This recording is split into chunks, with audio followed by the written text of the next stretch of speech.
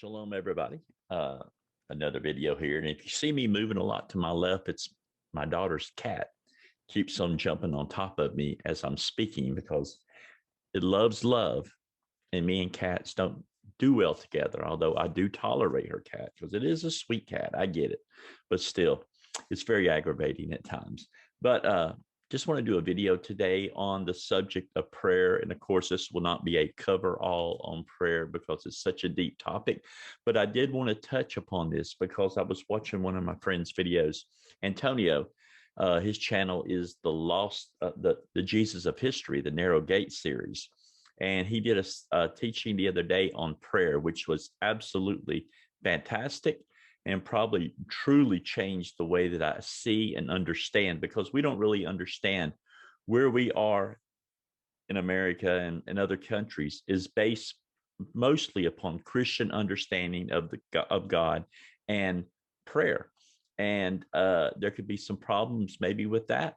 So we're going to get into that. And this is not a jest against you Christians. It's just education.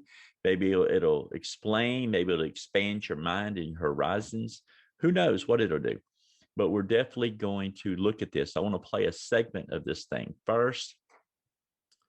I do want to share sound. Yes. One second there. Get over here, cat. Okay. I'm sorry. I am sorry, y'all. Okay, share. Then I'm going to pull it up here and then we'll play. Christians believe that they can bargain with God. This corrupt image of God is the God that most atheists don't believe in. And it was this God that the Jesus of history didn't believe in either. He said, the kingdom of God will not come through observation, neither will they say, look, it is here or it's there. For understand, the kingdom of God is within you.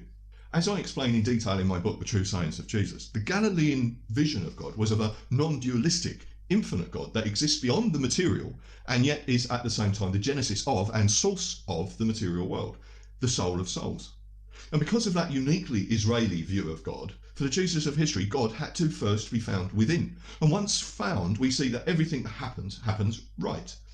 And he said, that you may be children of God, for he causes his sun to rise on the wicked and the good, and makes it rain on the just and the unjust. So if you have a normal level of reading comprehension, it must be evident to you at this point, from the above examples, that whatever the Jesus of history was doing when he went off alone, he wasn't trying to change God's mind. This begs the question, okay, what was he doing then? To answer that question, all we have to do is rescue the Jesus of history from the Christian literary fiction and return him to his historical reality. The truth is that in the original Hebrew tradition, people didn't pray, and neither did the Jesus of history. The word he would have used to describe what he was doing was the Hebrew word tefillah, which comes from the root verb palel, which means to judge. And in this context, the word is reflexive and becomes lachit palel, I judge myself. But it means so much more. As Rabbi David Aaron teaches so beautifully. The truth is, if you open up the Torah, you won't see the word God, because the Torah is written in Hebrew, and the word that has been translated as God is the Yud, the Hey, the Vav, the Hey. Right. And the question is, what does that word really mean? Okay? Was, is, and will be. Right. But it also means Havaya, which means existence. In other words, that word is pointing to ultimate timeless existence, the source of all being. Where's the practical application for that? The mistake that people make is they think that the goal is to be spiritual, right? And it's not. Right? Everybody says that. Right? They think the goal is to be spiritual. Yeah. But actually, they think that we're going to take the material and spiritualize it. Right. The Kabbalah teaches that our goal is to take the spiritual and materialize it. In fact, in practice, tefillah becomes devakut and means to become one with, or more traditionally, it's translated as to cleave to God. And this is directly related to the story of Jacob's ladder. And he dreamed, and behold, a ladder set upon the earth, and the top of it reached to heaven, and behold, the messengers of God ascending and descending on it. Notice that the messengers of God are first ascending to God. It's not a typo. It is the focus of our attention that brings the light of God into this world through our connection to him. So what was the Jesus of history doing when he was alone? Christianity is entirely focused on getting the self out of this life and getting safely into the next, to get their soul up to God. The words of the Jesus of history and Hebrew traditions don't support that narcissistic view. As the habits of the Jesus of history are described, it is obvious that the Jesus of history, like other Hebrew spiritual masters, was trying to change his mind, not God's.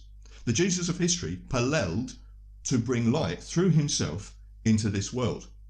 He said, there is a light within a person of light, and he becomes a light to the whole world. If he does not become the light, there is darkness, and he is the darkness. But, to be fair to the Greco-Romans who invented Christianity, the Hebrew Bible is itself a little schizophrenic when it comes to the concept of prayer. It was easy for the Greco-Romans to see in the text exactly what they expected to see. If you think about it, you would expect a text that has lasted 4,000 years to reflect changes in people's understanding of key concepts over time, and indeed that is the case. Rabbinical Judaism grew out of the Pharisee movement, and their vision of prayer was and is entirely literal rather than mystical. Then as now, public prayer was a visual marker of cultural identity, which involves the repetition of set prayers that are typically unimaginative, to say the least.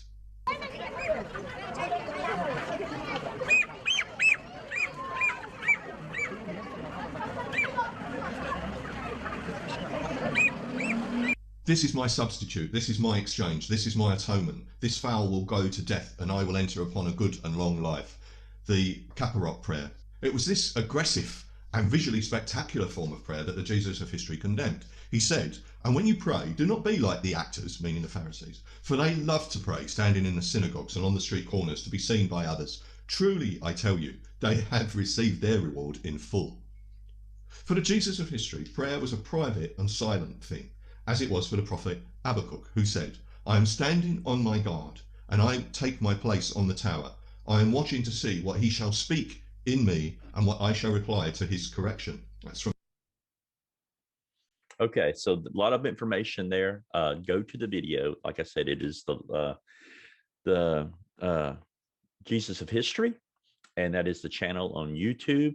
And he's also on Facebook too with the Jesus of History.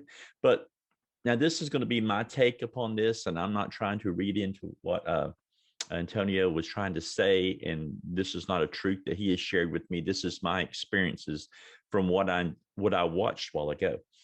So much of my life, even up to now, when I get up in the morning, when I pray, I literally find myself asking, begging, suggesting, and all of these things to the Creator. In other words, to pray for all these people, pray for my family and stuff like that, which if I believe in the Creator, Emunah, if I believe in that way, I already know the Creator loves and believes in my family and wants the best for my family and is watching out for my family, as is the best way of understanding is we can understand that. So I find myself many times chasing rabbits. I chase my understanding of trying to manipulate the Creator, manipulate the Creator to give me good health, to manipulate the Creator, like when my father was passing away with cancer, to manipulate that situation to heal him, which I would have loved, don't get me wrong, but God's plan was his plan, and my daddy had to pass away one day.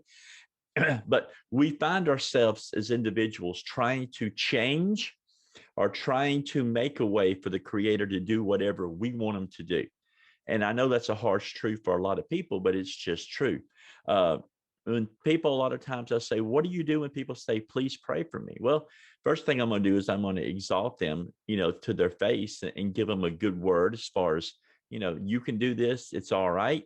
You are in my thoughts. I will read scripture to elevate the situation, but there's nothing I can do to change the Creator's mind. And I know we got a lot of things within Torah where, when Abraham, bargained and Moses bargained and stuff like that. But ultimately, these are stories that we don't know if they're interpreted correctly or we're not seeing them correctly in the eyes that we should be seeing them, because the Creator cannot be manipulated, and his mind it's there. It's not going to change his mind. He's not going to wait for the election and say, I'm going to pick this guy or help pick this. God don't work that way. God is sovereign. He has put everything into existence. He is waiting for us, really. And one of the things he said within that video is we are to reach up to the Creator, but yet bring the Creator down here to the earth. We are to reach the light. And when we reach the light, we are to bring the light back down to this planet that we're in. Everybody's waiting for Superman. Everybody's waiting for Jesus. Everybody's waiting for Elijah. Everybody's waiting for the whatever Islam's waiting on, whatever religion's waiting on. They're waiting on Superman to fly back, to stop everything, and to fix the earth, and to make everything right. People, it's not going to happen that way. At some point, we as humanity have to take up the mantle and be those people, be the people of light, to see these changes made. We will never touch the political spectrum. That is a machine that is crooked and wicked, and it's going to run its course. Trust me, that is going to run its course. And one day, here's the cat that I've been telling you about. One day we will see a result of the light that will drive the darkness out and run darkness out of power and run darkness out of business and take grief. But until then, you must work on yourself. And what does that mean? That means to find quiet places with the Creator. Push the ego aside, because your first thing you want to do is start asking or speaking or giving praise to the Creator, which there's nothing wrong with that. But you need a time of where you can be in total seclusion and just be you. Push your ego out of the way. Just receive the quietness, receive the stillness, receive that peace, and judge yourself, as he said. When you're in that position of silence and you start judging yourself to the Creator, you find out how much wanting you really are. And then you start focusing upon correcting yourself, because as your vessel starts correcting, as you start receiving more light, your family will be blessed. Your job will be blessed. Your neighbors will be blessed, because as the 10 Commandments, as you start excelling in the spiritual and you start using these 10 Commandments as your compass, and at the end, you're ultimately judging people correctly. You're loving your neighbor as yourself. You're doing beautiful things. But we've got to get out of this habit of changing the Creator's mind, because that's not our job. Our job is to do what we're to do. If you're a head of a household, whether you're male or female, there's a lot of family out there that has just a mother that's running the family. It's your job to provide for this family. God's not sending ravens down to feed us, like the Old Testament says. It's ultimately our job to get out and provide.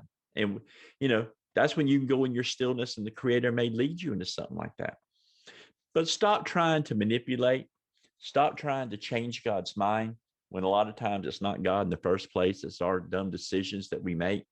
Stop doing this stuff and really study and understand what prayer truly is, out of the context of Western thought and Greek thought, because the Jesus of history understood the true Hebrewic thought. He understood the Hebraic, and the Kabbalistic understanding of prayer.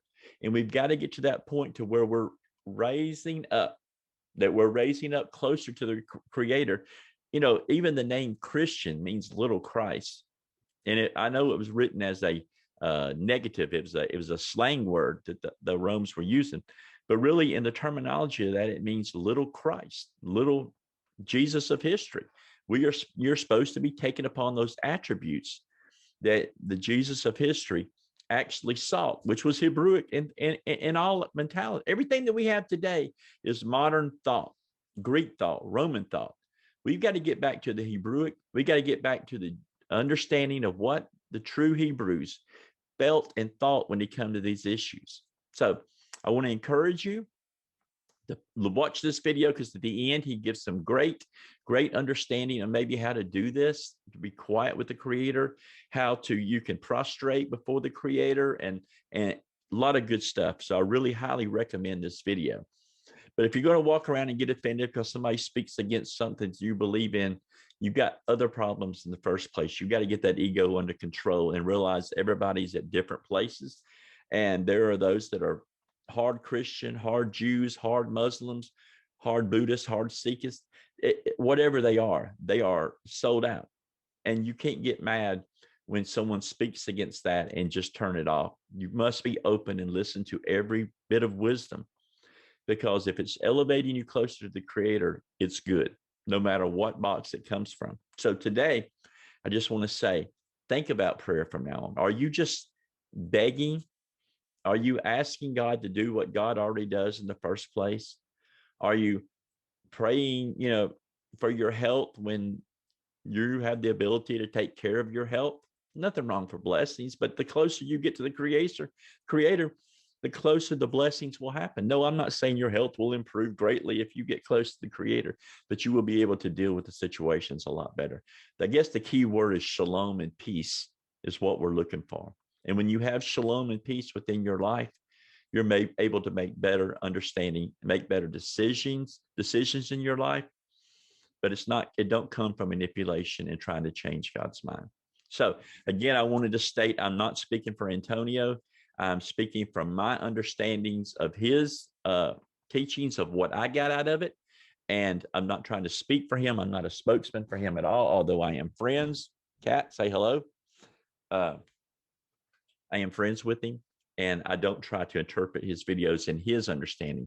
I'm trying to share, like I do with David Ben Shula and others I'm going to be doing, through my perception of what they're saying. So have a great day. We'll have many more of these videos, and please like and subscribe to my channel if you like this.